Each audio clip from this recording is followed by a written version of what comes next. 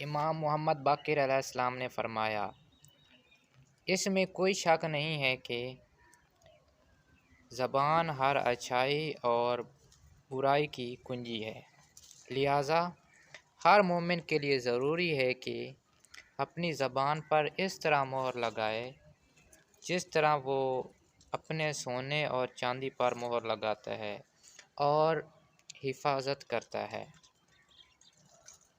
انسان کی زبان انسان کو بڑے گناہوں اور بڑی مصیبتوں میں مبتلا کر سکتی ہے،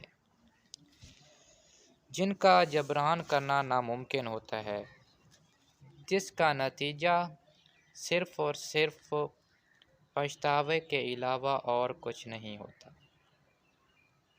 انسان کو ہمیشہ اپنی زبان کو کنٹرول کرنا چاہیے تاکہ یہ خود کو اور دوسروں کو نقصان سے بچا سکے، نقصان نہ پہنچائے۔ اس لیے زبان کا زخم تلوار کے زخم سے بھی زیادہ خطرناک ہوتا ہے اور اس کا گھاؤ زندگی بھر نہیں بھرتا۔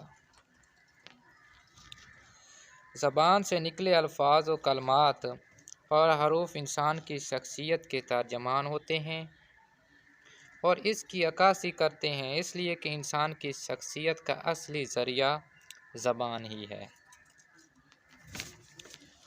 لہٰذا انسان مال و دولت اور سونے چاندی کی حفاظت کرتا ہے اور انہیں سوچ سمجھ کر خرچ کرتا ہے، بالکل اسی طرح انسان اپنی زبان کی حفاظت کرے اور سوچ سمجھ کر بولے، اس لیے کہ زبان سے نکلے ہر لفظ کا انسان کو روز قیامت حساب و کتاب بھی دینا ہوگا۔